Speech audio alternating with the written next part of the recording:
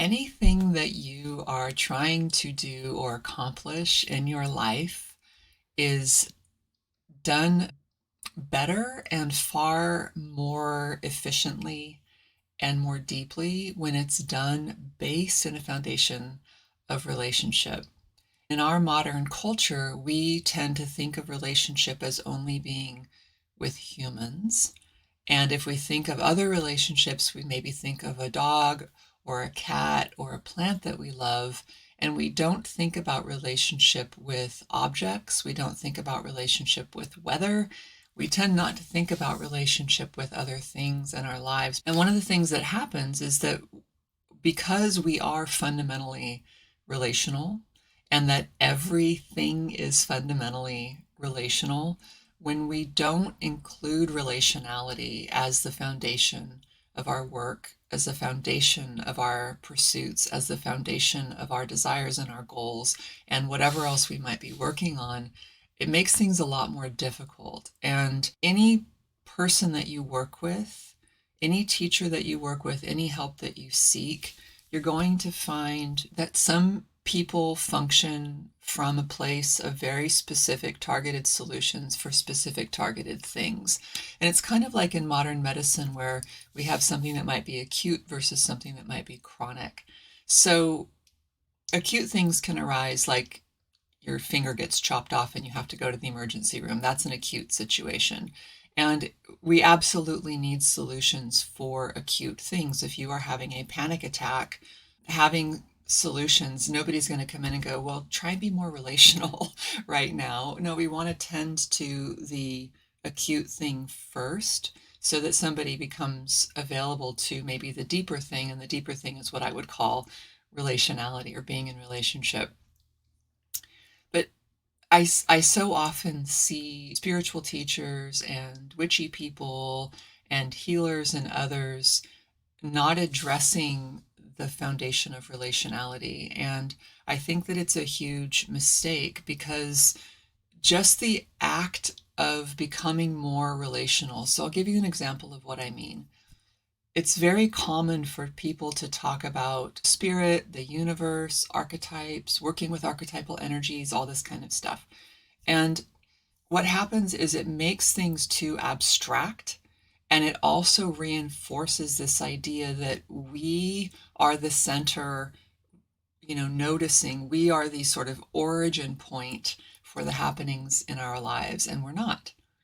Our environment really affects us. And if you look at archaeological evidence of more ancient humans, you actually see that in many, many of the original cultures that we have access to archaeologically, that there was a profound orientation toward the environment and the impact the environment had on us. And so environment is things external to us, including people. People are environments for us. Other beings are environments for us. Weather is an environment for us. The ecosystems that were around are environments for us. So there was an awareness and an understanding of the profound effect that things external to us had on our well-being. And we've shifted into a focus collectively of our internal processes, and we're orienting around what's happening inside of us. And we've kind of forgotten that what's happening inside of us is happening largely because of what's happening outside of us. If not exclusively, it's happening because of what's outside of us and the way the internal and the external are constantly in a dynamic interaction, and that what we experience is a result of that. But when we interpret the things happening inside of us as originating from inside of us and not from a relational perspective about the fact that things external to us are influencing us, and we don't consider that, and we make it all about our choices and that we have freedom to make any choice we want about whatever happens, and almost like the immunity that we have to effects from external environments, what we do is we create a closed little system that traps us where our only option is ourselves. Our only option is changing our minds, changing our decisions, changing our emotions, changing our attitudes, changing something in ourselves, addressing something in ourselves. And extraordinarily limiting system that actually prevents us from noticing relationality. Because even when we're in relationship, we're most people in modern times, when we are doing relationship, we're doing it as an independent, kind of disconnected being with another independent, disconnected being. We are not relating from a place of choices we're making together and talking about those choices and acknowledging the impact that we have on each other. We say things like, oh, this is my boundary, or these are my standards, and if you don't do it, whatever. But we're not looking from a lens of relationality. So what that means is that we have a hard time receiving feedback in a way where we feel accountable for the effect we're having on someone else. And we're not giving feedback in such a way that other people understand that they're accountable for the impact that they're having on us. We're just reinforcing, increasingly reinforcing this hyper independence or these very disconnected views. And at a metaphysical level, this is actually quite damaging because we're living in very tiny realities, and it ostensibly what it's doing is it is cutting us off from real power. It's cutting us off from a real sense of belonging. It's cutting us off from genuine health. It's cutting us off from so many things that are fundamental to feeling and being whole, complete, happy, and healthy people. And any system that we're choosing to engage, I think that it would do us all really well. Is that a sentence? It would do us all really well to focus on relationality as our foundation that everything else is built upon. And if you have not done that, from a place of absolute belonging and from a place of relationship with everything that is external to you, and developing an awareness and a sensitivity and an ability to listen, to understand the meaning of the things around you. For example, I remember I was living up in Seattle, and I was in my apartment and I heard a seagull making a noise that was very distressing to me. And I had never heard a seagull make that noise. And I ran outside and I looked up, and in fact, a seagull was being chased by an eagle. And I think I just said a little prayer for them. That predator prey cycle, I don't think is easy on anybody, but it's necessary. And I said a little prayer for them and I just listened. And I remember one of my neighbors came out and they said, "What are you doing?" And I said, "That eagle's call was distressing to me." And they said, "I heard it too. I didn't think anything of it. It just sounded like a seagull." And that kind of thing where we don't notice in such a way that we learn what things mean around us means we live in an isolated, almost muted, we live in a muted state, and that the aliveness of life isn't just an arising in us. The aliveness of life is supposed to be constantly permeating us with awareness and with a sense of care and a sense of noticing and a sense of understanding of what the world around us is doing. And when we do this, it also puts us in a position of cultivating an awareness and a way of being with the arising of what the environment requires of us, of what life itself is requiring of us. But in modern times, we're primarily focused on and working on developing what we want from life, what our purpose is and what our goals are. And even the way that we frame personal growth, even the way that we frame spirituality is in service to us rather than us playing our part with life. So there are all these different points of disconnection, all these different points of isolation and lack of awareness. And it's no wonder that people feel depressed and lost and lonely, is because we are not cultivating the muscles that allow us to feel the felt sense of our birthright, which is our place in this incredible world. And that means that we don't confront the things that are terrifying about that. We reject them and we make up little insulators and little buffers to keep us from having to acknowledge the things that terrify us. And things like death, things like change, things like being affected by weather and earthquakes, we're vulnerable to those things.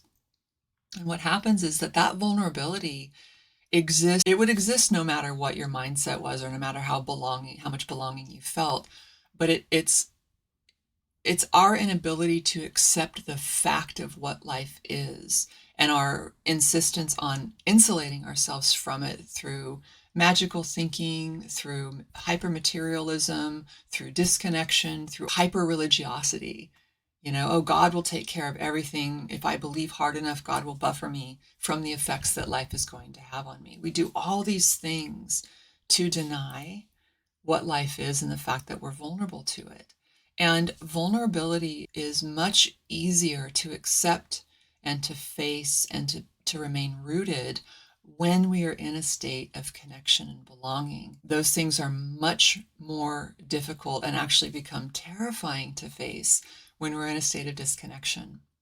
So whether you're working on your, what modern language might say, your very human self, you're working on your issues, or your goals, or you're trying to find your purpose, or you're really working on your spiritual path, your sorceress path, your path as an oracle or a priestess or a dakini, or whatever it is, every single thing that we are attempting to do rests upon the foundation of relationship. And it rests upon the foundation of relationship that is relational from a web systems perspective, not relational from what we think is alive or not alive.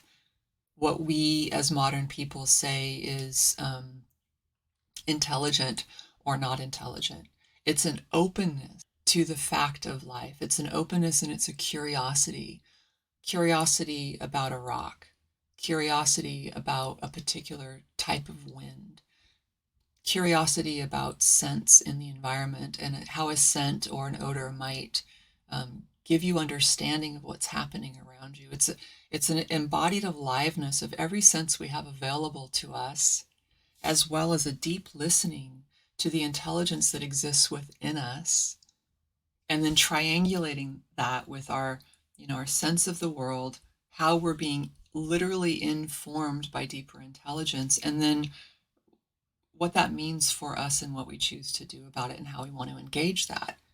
And most of us are functioning from removing two of those things and just functioning from what about me and what I want and what my life is and what choices.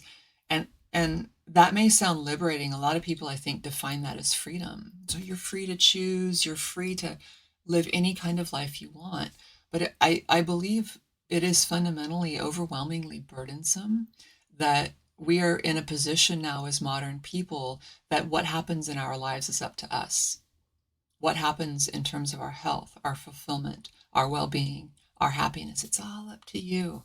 You get to decide, and that's absolutely not true. It is egregiously not true. Our happiness and our health and our well-being and so many other, every factor of our life is influenced by and dependent upon relationship with everything. And not in an overwhelming way, everything in your ecosystem, and then everything else that you might be interested in, like beings of the unseen realm, the land spirits, maybe the Dizir or the ancestral spirits of your family, any kind of, some may call it a deity, any type of powerful spiritual force you may be working with, like Hecate or Aphrodite. And no matter what we do, it's relational. We have relationship with our food. We have relationship with the dishes that we eat off of every day. We have relationship with our homes and these buildings that give us shelter and support us and give us a type of an inner guard or a safety perimeter from the wild world, no matter where you live. Sometimes people ask me, they'll say things like, I'm really confused about what you do. I'm confused about your offerings. It's like my offering is helping you be human better through the lens of relationship with all of life around you. So, what that means is that includes spirituality, it includes relationship with deeper intelligence, it includes connection with the unseen realm, it includes, any version, like all spirituality, all healing, all self improvement. It includes relationships, intimate relationships, and our work and our health, and anything from cells to soul. Because those lenses, all of those things have to do with how we are in relationship with the fact of being alive. Anything that you pick out as a human interest or relevant to humans at all is standing upon the foundation of the way that we are relational. And I teach relationality through a lens of what we might call spirituality, but for me, it's all just life. I don't have any particular spectacular notion of any one thing. I'm not like, oh my God, magic. Oh my God, these sorceress things. Oh my God, this is so amazing, or just health, or just this, or just that. It's anything that is relational. And when you root in relationality, then you can pivot according to your weird. You pivot according to your interests. You pivot according to what is uniquely yours. So I don't determine where you pivot. I have my own interests, and sorcery is one of my own interests, relationship with the unseen, the sacred. Those are profound interests for me. So is health, so is relationship. Those are personal, profound interests for me. So I have competency in a lot of different things, but it's all rooted in relationship. And it has been consciously since I was 7 years old. I believe the number one cause of human misery and everything that is wrong with humans is an absence of relationality. It's an absence of being present and involved with the aliveness of the world around us, and acknowledging and understanding how affected we are by our environments, no matter what they happen to be, and that those environments inform who we become. They inform the experiences they have, they inform the challenges we face, they inform the health issues that we have. So when I teach things, I'm teaching a class called Between Earth and Sky about our place between the Earth and the planets and how we are uniquely affected by that and what that might mean for us. And what I'm doing is I'm inviting people into relationality with the planets. I'm inviting people into relationality with the elements. I'm inviting people into a way of relating that is like, some people might call it more animistic, but it's much more natural. It's much more natural. And the aliveness that we experience in the world is, a lot of that is due to not how alive the world actually is, like how intelligent is a rock, how intelligent is the wind. It's not a matter of that. The aliveness is based on each individual person's ability to perceive and experience it.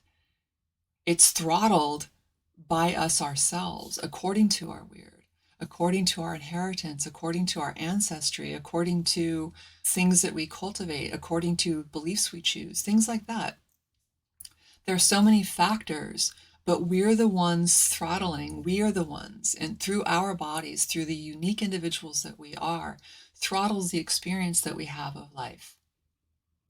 But we debate each other. So when someone like me says land spirits are real, ancestral spirits are real, these powerful beings that we can't see are real, planets affect us as beings, not because they're these cold bodies or these hot bodies up in space, but because they're actual beings that we have been interacting with for tens of thousands of years, that have been influencing us for tens of thousands of years, like the moon, And when someone like me says something like that, someone who doesn't have an ability because they haven't cultivated it, or for whatever reason doesn't have an ability to perceive those things as real, will presume to argue with me about the veracity of those things, citing physics and science and hyper-rationalism and philosophical traditions that break down and separate things into parts and pieces rather than considering whole systems that we're a part of.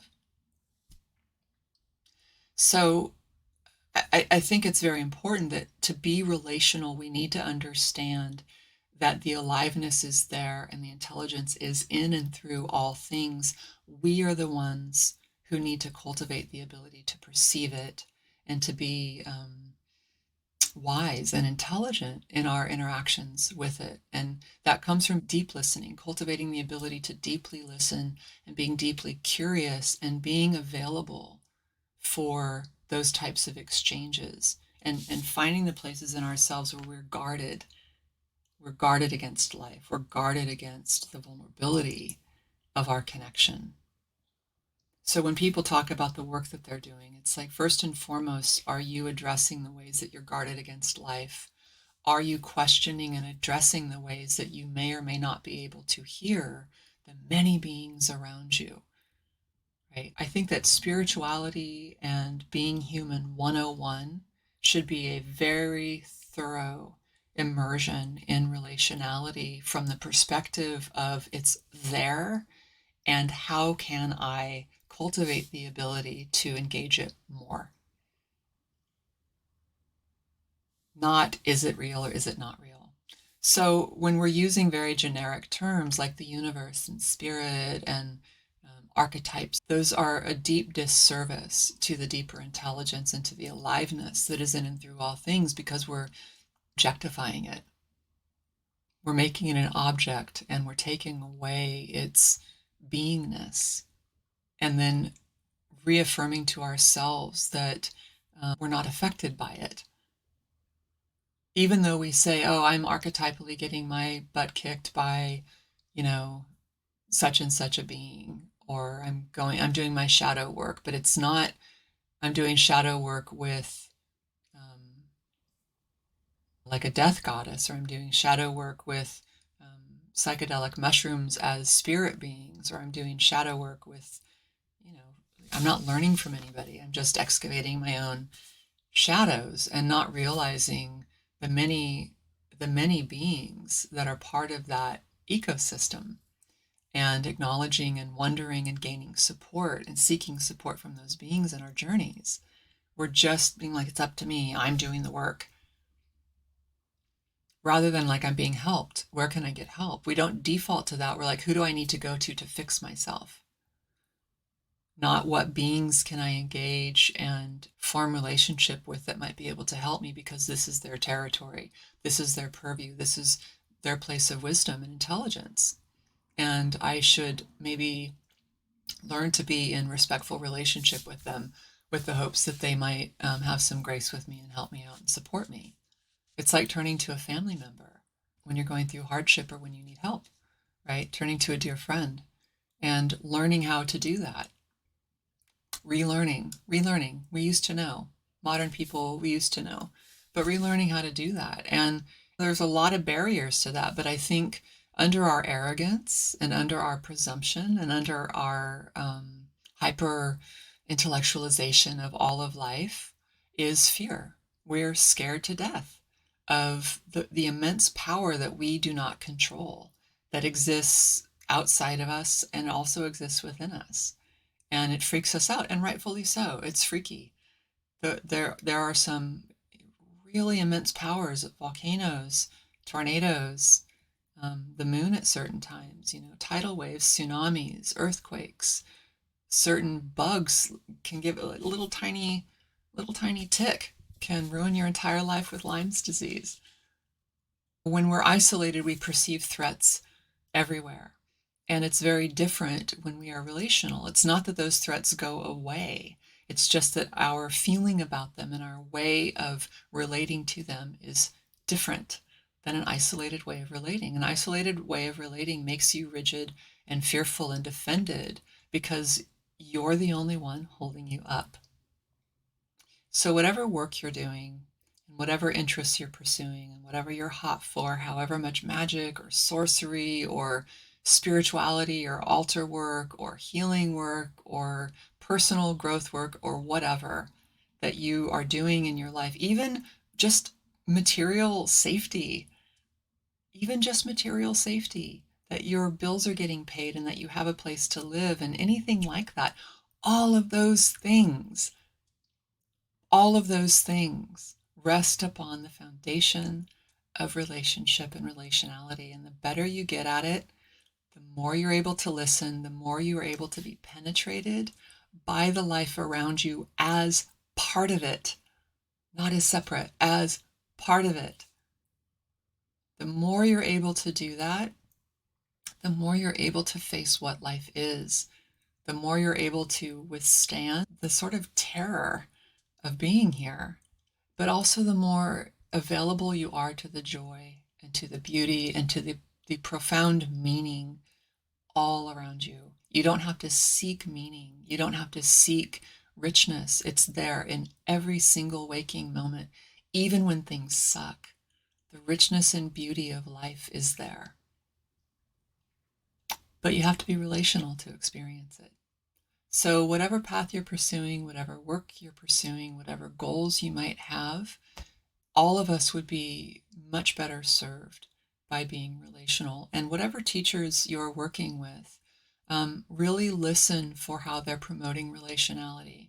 And a lot of teachers are promoting power instead of relationality, and it can be a subtle difference. But just really listening for relationality.